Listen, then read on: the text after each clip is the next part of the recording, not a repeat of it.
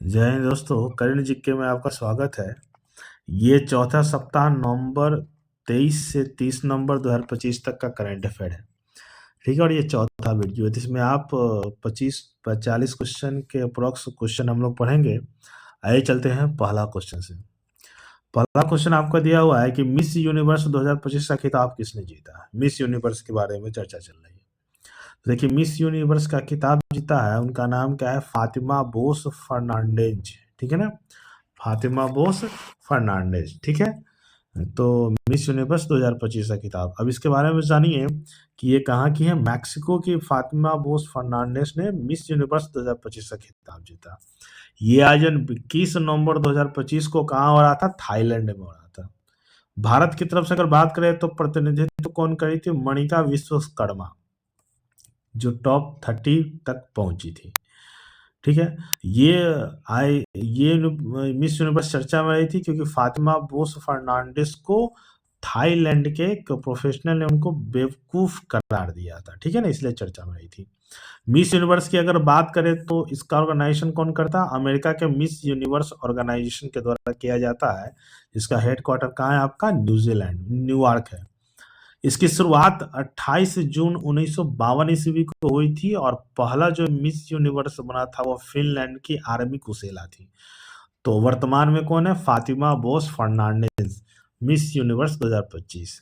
अगर हम भारत की बात करें तो भारत में आप इसका स्क्रीनशॉट ले सकते हैं। पहला मिस यूनिवर्स 1994 में सुष्मिता सेन बनी थी, 2000 में लारा दत्ता और हाल ही में 4 साल पहले 2021 में हरनाज संधू भारत के बनी थी मिस यूनिवर्स। मिस वर्ल्ड की अगर बात करें तो सबसे पहले 1966 में रीता फारिया, फिर ऐश्वर्या राय, डायना हैडन, युक्ता मुखी, प्रियंका चोपड़ा और लेटेस्ट में 2017 में मानसी छिल्लर बनी है भारत की छठी मिस यूनिवर्स। तो 6 मिस यूनिवर्स और मिस वर्ल्ड और 3 मिस यूनिवर्स भारत की तरफ से अब तक बनी है। ठीक है, अगला है कि किस एयर शो में फाइटर जेट तेजस क्रैश हो गया और पायलट की मौत हो गई। तो देखिए, फाइटर जेट तेजस जो क्रैश हुआ है वो एक शो के दौरान हुआ था, दुबई शो। ठीक है, दुबई में एक शो हो रहा था, एयर शो, जिसमें इनकी तेजस क्रैश कर गया और भारतीय पायलट की मृत्यु हो गई थी। ठीक है, और ये घटना 21 नवंबर 2025 को हुई थी, जहां तेजस फाइटर को कलाबाजी करते हुए ये दुर्घटनाग्रस्त हो गई थी। ये एक लाइट कॉम्बैक्ट एयरक्राफ्ट है जो भारत में 1983 में युद्ध एयरफोर्स में शामिल हुआ था। ठीक है ना, इसको रीडिजाइन एरोनॉटिकल डेवलपमेंट एजेंसी और भारत के हिंदुस्तान एरोनॉटिक लिमिटेड HAL के द्वारा किया गया था। ठीक है, तो 21 नवंबर 2025 में 2 एयर्स हो। अगला क्वेश्चन है, किस राजनेता ने अपना ही रिकॉर्ड तोड़कर 10वीं बार मुख्यमंत्री पद का शपथ लेकर नया रिकॉर्ड बनाया है। 10 बार, तो 10 बार मुख्यमंत्री बनने का रिकॉर्ड कौन बनाया है, भारत के मुख्यमंत्री नीतीश कुमार। ठीक है, किसने, नीतीश कुमार ने। ठीक है ना, अब याद रखिए 25 नवंबर 2025 को अध्यक्ष नीतीश कुमार ने 10वीं बार बिहार के मुख्यमंत्री पद का शपथ ग्रहण किया। ठीक है, अब ये देश के एकमात्र राजनेता है जो 10 बार मुख्यमंत्री का शपथ लिए हैं। ठीक है ना, वर्तमान में बिहार के राज्यपाल आरिफ मोहम्मद खान थे। मुख्यमंत्री के पद के साथ सम्राट चौधरी और विजय कुमार सिन्हा 2 उप मुख्यमंत्री बने हैं। करीब 19 साल से ज्यादा ये मुख्यमंत्री रह चुके हैं। इसके बाद वीरभद्र सिंह और जयललिता 6 बार मुख्यमंत्री का शपथ ग्रहण कर चुकी हैं। सबसे ज्यादा दिन मुख्यमंत्री बनने का रिकॉर्ड है तो पवन कुमार चामलिंग सिक्किम के है।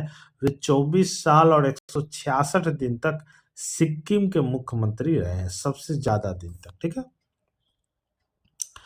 अब नीतीश कुमार जी को देख सकते हैं कि पहली बार 2000 में एनडीए के समर्थन में 7 दिन के लिए मुख्यमंत्री बने थे और अंतिम बार नवंबर 2025 में 20 नवंबर को शपथ ग्रहण लिए, लगभग 10 बार। ठीक है, अगला क्वेश्चन है, विधानसभा चुनाव 2025 में बिहार के सबसे युवा विधायक कौन चुनी गई। तो देखिए, ये लोक गायिका है, उसका नाम क्या है, भारतीय जनता पार्टी से मैथिली ठाकुर। क्या है, मैथिली ठाकुर। ये कहाँ से खड़ा हुई थी, इनकी न्यूनतम आयु 25 वर्ष होनी चाहिए, तो वो कितने वर्ष की है, 25 वर्ष ही उनकी न्यूनतम आयु भी है। अनुच्छेद 173 के तहत विधानसभा में बनाए जाते हैं विधायक। मैथिली ठाकुर 25 साल की उम्र में बिहार के सबसे युवा विधायक बनी है। दरभंगा के अलीनगर विधानसभा सीट से ये चुनाव लड़ी थी। दूसरा नई बात है कि 73 वर्ष के बिहार विधानसभा के चुनाव में पहली बार है कि इसमें कोई भी निर्दलीय विधायक नहीं है। ठीक है, और ये 18वां विधानसभा चुनाव था। ठीक है ना, 17वीं विधानसभा चुनाव में सबसे कम 2 निर्दलीय विधायक थे, लेकिन 18वां में 0 है निर्दलीय विधायकों की संख्या। ये भी एक महत्वपूर्ण क्वेश्चन है। अगला क्वेश्चन है, निम्नलिखित में से किस देश ने दुनिया के सबसे गहरी पानी के नीचे रिसर्च लेबोरेटरी बनाने की घोषणा की है? पानी के नीचे एक लेबोरेटरी बनाया जाएगा और किसके द्वारा कहा गया? भारत के द्वारा। ठीक है ना, किसके द्वारा? भारत के द्वारा। आप देख सकते हैं समुद्री विज्ञान, जैव विविधता और दवा खोज गहरे समुद्र के अध्ययन के लिए ये बनाया जाएगा। गहराई कितनी? लगभग 600 मीटर, मतलब 6 किलोमीटर अंदर गहराई तक जाने के लिए इसको लक्ष्य रखा गया है। ठीक है, प्रोजेक्ट का नाम क्या है? समुद्रयान, या डीप ओशन मिशन जिसको बोल सकते हैं, समुद्रयान। ठीक है ना, 500 पहला चरण में 500 मीटर नीचे एक परीक्षण मॉड्यूल बनाने की घोषणा की गई है। तो नाम क्या है? समुद्रयान, और भारत के द्वारा। अगला क्वेश्चन है, निम्नलिखित से किसे सुरक्षा सचिव बनाया गया? ये इंपॉर्टेंट क्वेश्चन है, इसीलिए कि ये एक और संस्था के सचिव है जिसका नाम है पराग जैन। ये दो संस्थाओं के सचिव नियुक्त किए गए हैं। देख सकते हैं, पहला ये के सचिव है, रिसर्च एंड एनालिसिस विंग के सचिव है, और 2050 में कैबिनेट सचिवालय सुरक्षा सचिव भी इनको अतिरिक्त प्रभार मिला है। ठीक है ना, तो ये भारत के 2 प्रमुख खुफिया एवं सुरक्षा एजेंसियों के सचिव नियुक्त किए गए हैं। ठीक है, और ये मुख्य रूप से किसका करेंगे? एसपीजी, स्पेशल प्रोटेक्शन ग्रुप, जो प्रधानमंत्री की सुरक्षा करते हैं, उनके सचिव बनाए गए। अगला क्वेश्चन है, कैम्ब्रिज डिक्शनरी 2025 में के लिए किस शब्द को वर्ड ऑफ द ईयर चुना गया? ये भी इंपॉर्टेंट क्वेश्चन है क्योंकि ये सोशल मीडिया से संबंधित है। तो ये किसको चुना गया है? पैरासोशल को। किसको चुना गया है? पैरासोशल को चुना गया है। ठीक है, क्यों? देखिए, पैरासोशल शब्द कहाँ से उत्पत्ति हुई? 1956 ईस्वी में रिचर्ड बोहल ने टेलीविजन दर्शक के लिए इसको शब्द का शुरुआत किया था। इसका मतलब होता है जब ज्यादा दर्शक उससे जुड़ जाते हैं तो उसको पैरासोशल बोलते हैं। ठीक है, अगला क्वेश्चन है कि संयुक्त राष्ट्र सुरक्षा परिषद यूएनएससी ने डोनाल्ड ट्रंप के गाजा शांति प्रस्ताव को मंजूर किया है। इसके तहत गाजा में कौन सी सेना तैनात की जाएगी? ठीक है ना, उसके अंतर्गत गाजा में शांति व्यवस्था के लिए। तो देखिए, गाजा में शांति व्यवस्था के लिए अंतर्राष्ट्रीय स्थिरीकरण बल आईएसएफ की स्थापना की जाएगी, तैनाती की जाएगी। ठीक है, आईएसएफ क्या है ऐसा समझिए। आईएसएफ की तैनाती बहुराष्ट्रीय होगी, मतलब बहुत सारे राष्ट्र के सैनिक इसमें तैनात होंगे। ठीक है ना, ये शांति गाजा प्रस्ताव कब? 10 अक्टूबर को इजराइल और हमास के बीच संघर्ष विराम के बाद लागू किया गया है। ठीक है ना, इंटरनेशनल स्टेबलाइजेशन फोर्स जिसको बोलते हैं, इसका काम क्या होगा? गाजा में सिक्योरिटी बहाल करना, मानवीय ऑपरेशन सुरक्षा करना और सीमाओं की निगरानी करना। तो क्या होगा? ISF, international stabilisation force.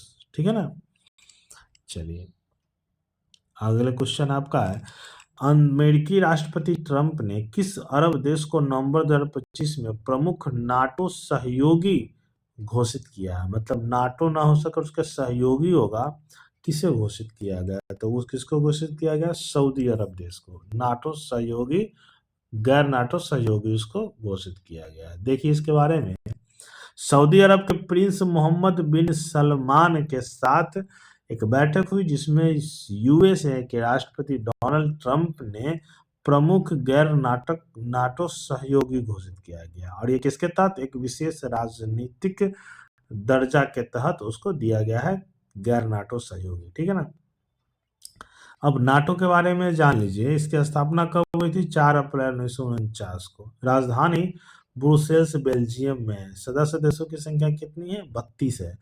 अगर नाटो की बात करें तो ये गैर सैन्य संगठन है जो सदस्य देशों की संयुक्त गारंटी लेता है। मतलब अगर एक देश पर हमला है तो सभी देश समझते हैं कि इस पर हमला हुआ है। नाटो की कोई अस्थायी सेना नहीं है, सदस्य देश अपनी सेना उपलब्ध कराते हैं। ठीक है, सहयोग से चलता है। अगला है, पड़ोसी देश किस पूर्व प्रधानमंत्री को मानवता के खिलाफ अपराधों की दोषी ठहराया गया और मौत की सजा मतलब फांसी की सजा दी गई और भारत में निर्वासन कर रहे हैं? तो यहाँ पर अभी वर्तमान में कौन है? बांग्लादेश के प्रधानमंत्री शेख हसीना। इनको बांग्लादेश की यूनियन सरकार ने फांसी की सजा दी है। ठीक है। अगला क्वेश्चन है, छठे राष्ट्रीय जल पुरस्कार 2024 में सर्वश्रेष्ठ राज्य श्रेणी में किस राज्य को पहला पुरस्कार मिला है? तो देखिए, राष्ट्रीय जल पुरस्कार जो 2021 से दिया जा रहा है और ये महाराष्ट्र को मिला है सर्वश्रेष्ठ राज्य का पुरस्कार जल संरक्षण के क्षेत्र में। ठीक है। अभी देखिए, माननीय केंद्रीय जल शक्ति मंत्री CR पाटिल ने 11 नवंबर 2025 को नई दिल्ली में छठे राष्ट्रीय जल पुरस्कार की घोषणा की, जिसमें से 10 श्रेणी में 46 विजेताओं की घोषणा की। ठीक है ना। अगर सर्वश्रेष्ठ जिला की बात करें तो ये 5 जिला 5 क्षेत्र में दिया हुआ है। शहरी निकाय में पहला पोजीशन नवी मुंबई महाराष्ट्र को दिया गया। ठीक है ना। और शुरुआत कब से किया गया? 2018 से। ठीक है। तो 2025 में ये दिया गया।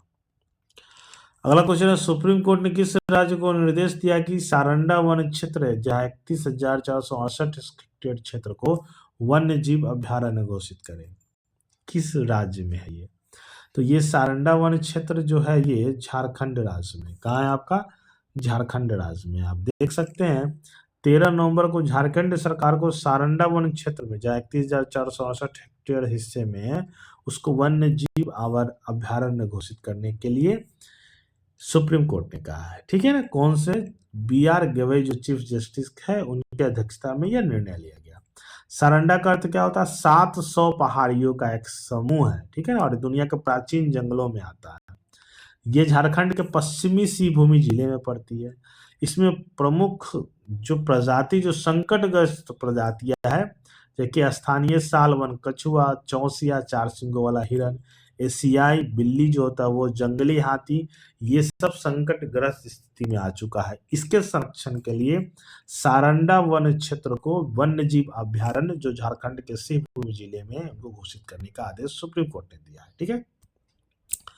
अगला क्वेश्चन है, हाल ही में किस देश में दुनिया का पहला ग्रीन फ्यूल लेवी लॉन्च किया? लेवी मतलब था टैक्स।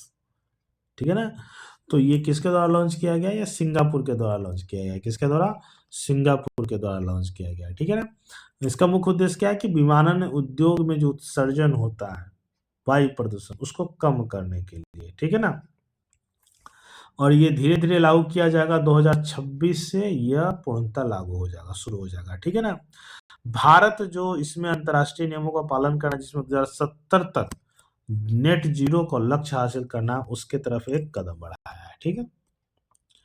निम्न में से किस राज्य के सभी जिलों में वृद्धाश्रम स्थापित किया जाएगा? देखिए, ये न्यूज नवंबर का है जिसमें कहा गया है कि नागालैंड राज्य में जो है जितने भी वहाँ जिले हैं सभी जिले में एक एक वृद्धाश्रम खोला जाएगा। ठीक है। अगला क्वेश्चन है, हाल ही में किसे बाल अधिकारों के लिए यूनिसेफ इंडिया के सेलिब्रिटी एडवोकेट नियुक्त किया गया? बाल अधिकारों के लिए। तो देखिए, बाल अधिकारों के लिए जो नियुक्त किया गया वो एक सेलिब्रिटी है दक्षिण भारत की एक्ट्रेस कीर्ति सुरेश को। किनको किया गया? कीर्ति सुरेश को किया गया है। ठीक है। अब यहाँ पर देख सकते हैं यूनिसेफ ने अभिनेत्री कीर्ति सुरेश को सेलिब्रिटी एडवोकेट नियुक्त किया गया है। मुख्य रूप से किसके लिए? बच्चों और किशोरों के मानसिक स्वास्थ्य, शिक्षा और लैंगिक समानता के लिए। इससे पहले अगर बात करें तो आयुष्मान खुराना को यूनिसेफ इंडिया का राष्ट्रीय राजदूत में नियुक्त किया गया था जो बच्चों के खिलाफ हिंसा को समाप्त करने के लिए किया गया था। ठीक है। तो आयुष्मान खुराना इंपॉर्टेंट है और अभिनेत्री कीर्ति सुरेश। निम्नलिखित में कौन ये 100% साइबर धोखाधड़ी प्रतिक्रिया प्रणाली वाला भारत का पहला राज्य हो गया? साइबर सिक्योरिटी धोखाधड़ी की मतलब कि ऑनलाइन धोखाधड़ी, पैसे निकालना, फ्रॉड करना, इस सब को लागू करने वाला मतलब इससे बचने के लिए साइबर सिक्योरिटी लगाने वाला पहला देश राज्य कौन बन गया है? गोवा। ठीक है ना। कौन सा राज्य बन गया है? गोवा। भारत ने नवंबर 2025 में एक एग्रीमेंट साइन किया और 2026 तक वह LPG इंपोर्ट का लगभग 10% किस देश से लेगा? तो देखिए, जो लेने की अगर बात की गई है तो किसको था? United state of America, USA से लेने की बात की गई है। ठीक है ना। और ये तब हुई है जब वो USA ने टैरिफ कहाँ तक लिया है? 50% तक लिया है। ठीक है ना। बात करें थी केंद्रीय पेट्रोलियम एवं प्राकृतिक मंत्री जो है हरदीप सिंह पुरी ने 17 नवंबर 2025 को भारत के सार्वजनिक तेल के क्षेत्र में कंपनियों को अमेरिका के खारी घाट में लिक्विड पेट्रोलियम गैस आयात करने के लिए 1 साल की समझौता किया है। ठीक है ना। अगर हम बात करें भारत का तो सबसे बड़ा उपभोक्ता कौन सा है विश्व में? यूएसए, दूसरा चीन और तीसरा आपका स्थान आता है क्या? भारत का आता है। ठीक है ना। किसका स्थान आता है? भारत। अगला क्वेश्चन है, भारत और किस देश के बीच संयुक्त सैन्य अभ्यास अजय वॉरियर 2025 राजस्थान में आयोजित किया गया? भारत और किस देश के बीच? देखिए, भारत और यूनाइटेड किंगडम मतलब यूके ब्रिटेन के बीच अजय वॉरियर 2025 राजस्थान में आयोजित किया गया। आप देख सकते हैं 17 से 30 नवंबर 2025 तक 14 दिवसीय सैन्य अभ्यास था। राजस्थान के महाजन फील्ड फायरिंग रेंज राजस्थान में इसका 8वां संस्करण था। भारत की तरफ से सिख रेजिमेंट थे और यह अभ्यास 2011 से शुरू हो रहा है और प्रत्येक 2 वर्ष पर इसका आयोजन किया जाता है। ठीक है, 2 वर्षीय। अगला क्वेश्चन है आपका, इंदिरा गांधी शांति पुरस्कार 2025 की 24 किसे प्रदान किया? बहुत महत्वपूर्ण है। तो देखिए, इंदिरा गांधी 2024 को प्रदान किया गया, वो किसको क्या? मिशेल बाचेलेट को। ठीक है, किसे किया गया? मिशेल बाचेलेट को इंदिरा गांधी शांति पुरस्कार 2024 किया गया है। ठीक है, अब इसके बारे में जान लीजिए। ये चिली के पूर्व राष्ट्रपति मिशेल बाचेलेट है। ठीक है ना, जिसको इंदिरा गांधी पुरस्कार 19 नवंबर 2025 को सम्मानित किया गया। यह पुरस्कार शांति, निशस्त्रीकरण और विकास के क्षेत्र में दिया जाता है, मानवाधिकार और समानता के क्षेत्र में। यह जो पुरस्कार दिया जाता है वो इंदिरा गांधी मेमोरियल ट्रस्ट के द्वारा दिया जाता है। वर्तमान में इसके अध्यक्ष कौन है? सोनिया गांधी है। अगर जिनको दिया गया चिली के पूर्व राष्ट्रपति मिशेल बाचेलेट को, यह चिली की पहली और एकमात्र महिला राष्ट्रपति है। इसके साथ साथ यह संयुक्त राष्ट्र महिला राष्ट्रीय मानवाधिकार का उच्चायोग भी रह चुकी है। चिली की बात करें तो क्वेश्चन पूछ चुका है, इसकी राजधानी सैंटियागो, राष्ट्रपति गैब्रियल बॉरिक और मुद्रा क्या है इसका? पेसो। पेसो बहुत बार क्वेश्चन पूछ चुका है आपको जनरल कंपटीशन में। अगला क्वेश्चन है, एशियाई तीरंदाजी चैंपियनशिप 2025 में टॉप करने के लिए भारत ने कितने मेडल जीते? ठीक है ना, एशियाई में। तो इसमें कुल भारत ने कितने जीते हैं? 10 मेडल जीते हैं। कितने जीते हैं? 10 मेडल जीते हैं। देख सकते हैं एशियाई तीरंदाजी जो ढाका में 2025 बांग्लादेश में 8 से 14 नवंबर तक आयोजित किया गया, जिसे भारत का 24वां संस्करण था। 2025 में कितने मेडल जीते हैं? 10 मेडल जीते हैं। ठीक है ना। भारत और दक्षिण कोरिया दोनों ने 10-10 मेडल जीते हैं, लेकिन भारत के गोल्ड मेडल ज्यादा है दक्षिण कोरिया से। पहला पोजीशन कौन आया है? भारत। अगला क्वेश्चन है, केंद्र सरकार ने सार्वजनिक वितरण प्रणाली नागरिक फीडबैक को मजबूत करने के लिए कौन सा आर्टिफिशियल इंटेलिजेंस प्लेटफॉर्म लॉन्च किया है? ठीक है ना। तो केंद्र सरकार ने एक आर्टिफिशियल लॉन्च किया है, उसका नाम क्या है? आशा। क्या नाम है? आशा। इसमें देखिए, इसमें क्या करना है, केंद्रीय खाद्य एवं सार्वजनिक वितरण मंत्रालय ने आशा अन्न सहायता हॉस्टिलिटी एआई सॉल्यूशन 18 नवंबर 2025 को लॉन्च किया है। ठीक है, एआई आधारित प्लेटफॉर्म है। ठीक है ना। इसमें लाभार्थियों को अपनी पसंदीदा भाषा में कॉल भी कर सकेंगे एवं राशन वितरण की जो भी प्रतिक्रिया वो आप साझा कर सकेंगे, उसके अच्छे और बुरे एक्सपीरियंस को। ठीक है ना। तो क्या नाम है? आशा। खेलो इंडिया यूनिवर्सिटी गेम्स 2025 में किस राज्य में आयोजित किए गए, जिसका शुभंकर खम्मा और घनी चुना गया? देखिए, खम्मा और घनी भी महत्वपूर्ण है। तो ये किस राज्य में आयोजित हो रहा है? राजस्थान में। ठीक है ना। कहाँ? राजस्थान में। इसके बारे में थोड़ा सा जान लीजिए। मेजबानी राजस्थान है, जिसके 7 शहरों में आयोजित किया जाएगा। आयोजन 24 नवंबर से 5 दिसंबर तक। 200 प्लस विश्वविद्यालय के 4000 प्लस एथलेटिक्स 25 साल से कम उम्र के होंगे। 25 मेडल खेल हो जाएगा। ठीक है ना, प्लस एक खो खो खेल होगा। ठीक है ना। तो यहाँ पर कहाँ से होगा? राजस्थान में। ठीक है। निम्न में से कौन रक्षा सिनेमा घरों में रिलीज होने वाली पहली फिल्म बन गई है? ठीक है, डिफेंस जो सिनेमा घर है, थिएटर है, उसमें रिलीज होने वाली पहली फिल्म बनी है 120 बहादुर। क्या नाम है? 120 बहादुर। ठीक है। नेशनल गोपाल रत्न पुरस्कार 2025 ये पुरस्कार जो है भारत के किस क्षेत्र में सर्वोच्च सम्मान है? देखिए ये जो सम्मान दिया जाता है किसमें, पशुधन और डेयरी, पशुधन और डेयरी के क्षेत्र में जो महत्वपूर्ण होते हैं उनको दिया जाता है। देखिए पशुधन और डेयरी के क्षेत्र में नेशनल गोपाल रत्न 2025 विजेताओं की घोषणा की है, ठीक है ना, जो डेयरी के क्षेत्र में उजागर करता है। ये शुरुआत 2021 में हुआ था, राष्ट्रीय गोकुल मिशन के तहत इसको लॉन्च किया गया था, ठीक है ना। बाद में मत्स्य पशुपालन डेयरी मंत्रालय के तहत पशुपालन और डेयरी विभाग के द्वारा किया गया है, ठीक है ना। तो किस क्षेत्र में होता है, पशुपालन एवं डेयरी विभाग, खासकर मछली पालन के रूप में। निम्नलिखित में से किसे हरियाणा राज्य महिला आयोग का ब्रांड एम्बेसडर नियुक्त किया गया, हरियाणा राज्य महिला आयोग का, ठीक है ना। तो ये किसको किया गया है, ये शेफाली वर्मा को किया गया, ठीक है। आईसीसी वुमेन वर्ल्ड कप 2025 के जो विनर रहे हैं उसके ये सदस्य रहे हैं शेफाली वर्मा, उनको दिया गया है हरियाणा राज्य महिला आयोग का ब्रांड एम्बेसडर चुना गया। बेल्जियम और किस देश, कौन सा देश मिलकर हॉकी वर्ल्ड कप 2025 की मेजबानी करेंगे, ठीक है ना। तो देखिए बेल्जियम और कौन सा देश, तो बेल्जियम के साथ नीदरलैंड 2025-26 का क्या है, मेजबानी करेंगे हॉकी वर्ल्ड कप का, ठीक है ना। अब देखिए अगर इससे पहले 2023 में आयोजित हुआ था, इसका आयोजन भुवनेश्वर और राउरकेला इंडिया में हुआ था और इसके विनर कौन सा रहा, जर्मनी देश वर्तमान विनर है। और 2026 में नीदरलैंड बेल्जियम मेजबानी करेंगे हॉकी वर्ल्ड कप का। अगला क्वेश्चन है G20 शिखर सम्मेलन 2025 किस देश और शहर में आयोजित किए हुआ है जिसमें पीएम मोदी ने हिस्सा लिया है, G20 शिखर सम्मेलन। देखिए G20 शिखर सम्मेलन जो है दक्षिण अफ्रीका के जोहान्सबर्ग में आयोजित किया गया था, ठीक है ना। G20 जो शिखर सम्मेलन है जोहान्सबर्ग में आयोजित किया गया था। अब ऐसा जान लीजिए प्रधानमंत्री ने G20 शिखर सम्मेलन 21 से 23 नवंबर तक जोहान्सबर्ग में आयोजित किया गया है, ठीक है ना। अच्छा दक्षिण अफ्रीका में G20 का सम्मेलन आयोजित करने वाला ये चौथा सम्मेलन है। इसका जो थीम था एकजुटता, समानता और स्थिरता, ये इसका एक थीम था। महत्वपूर्ण बात है कि अमेरिका जो है राष्ट्रपति डोनाल्ड ट्रंप G20 शिखर सम्मेलन में शामिल नहीं हुए। उनका इल्जाम था कि अफ्रीका में मानवाधिकार उल्लंघन हुआ है। अगर इसके आयोजन की बात करें तो 23 में भारत में, 24 में ब्राजील में और 25 में दक्षिण अफ्रीका जोहान्सबर्ग में आयोजित किया गया और 26 में आयोजित किया जाएगा यूएसए में आयोजित किया जाएगा, ठीक है। अगला क्वेश्चन है G20 ग्रुप ऑफ 20 का गठन वित्तीय संकट को देखते हुए 1999 में किया गया था, उसी के बारे में आगे है। इसमें 21 सदस्य है, ठीक है ना। 2024 में जो आयोजित किया गया इसका नाम G21 रखा गया क्योंकि इसमें 19 देश और 2 संगठन शामिल हैं।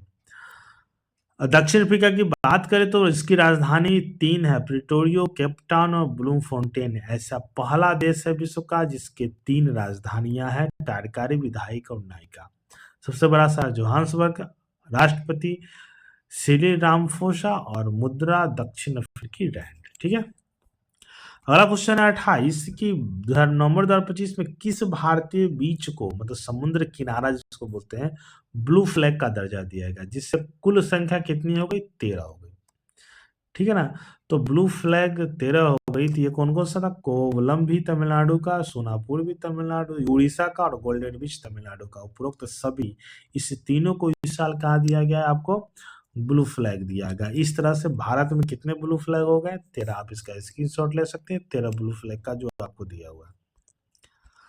अगला क्वेश्चन है पद्मश्री 2025 बहुत महत्वपूर्ण है, से सम्मानित सालू मर्दा थिमक्का कौन थी जिनका 114 वर्ष की आयु में निधन हो गया है, ठीक है ना।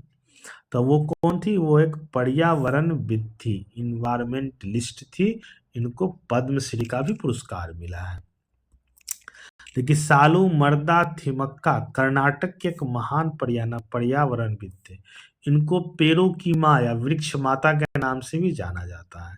इन्होंने पति के साथ मिलकर हुलिकर और कुदूर के बीच 4.5 किलोमीटर सड़क में 385 बरगद के पेड़ लगाए और उनकी देखभाल की। 2019 में इनको पद्मश्री का अवार्ड मिला। इसके साथ अन्य पुरस्कार भी मिले हैं और ये एक पर्यावरण संरक्षण के भी काम करते थे, ठीक है। तो ये उनको पेड़ों की माँ के नाम से भी जाना जाता है, वृक्ष माता के नाम से।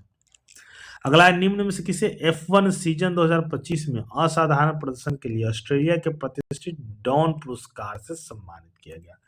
देखिए, डॉन पुरस्कार से सम्मानित किया गया, उनका नाम क्या है? उनका नाम है ऑस्कर पियास्त्री। क्या नाम है? Oscar Piastri. ठीक है ना। अब ये देखिए, डॉन पुरस्कार क्या है? ये जो प्रतिष्ठित डॉन पुरस्कार है, एक क्रिकेटर हुआ करते थे, उनका नाम था सर डोनाल्ड ब्रैडमैन। ठीक है ना, इसी के नाम से डॉन पुरस्कार दिया जाता है। पिछले 12 महीना में खेल के संदर्भ में जो अच्छा प्रदर्शन किए उनको दिया जाता है। तो इस वक्त किसको दिया गया? ऑस्कर पियास्त्री के, ऑस्ट्रेलिया के हैं। ये एक ड्राइवर है, F1 ड्राइवर है। ठीक है। विश्व मुक्केबाजी कप 2025 में भारत ने महिला और पुरुष कैटेगरी में 9 गोल्ड सहित कुल कितने मेडल जीते हैं? तो देखिए, विश्व में का मुक्केबाजी में भारत ने कुल कितने जीते हैं? 25 मेडल जीते हैं। कितने जीते हैं? 25। ठीक है ना। अगला क्वेश्चन है, निम्न में से किसे गवर्नर्स अवार्ड्स 2025 में मानद ऑस्कर से सम्मानित किया गया? देखिए, ये ऑस्कर अवार्ड का ही एक रेंज है जिसको गवर्नर्स अवार्ड बोला जाता है। ये फिल्म के क्षेत्र में योगदान के लिए दिया जाता है, साल भर के लिए। तो किनको दिया गया है? टॉम क्रूज को दिया गया है। किनको दिया गया है? टॉम क्रूज को दिया गया है। ठीक है। अगला क्वेश्चन है, निम्न में से किस स्थान पर आईसीसी महिला इमर्जिंग नेशनल ट्रॉफी टूर्नामेंट के पहले संस्करण का आयोजित किया गया?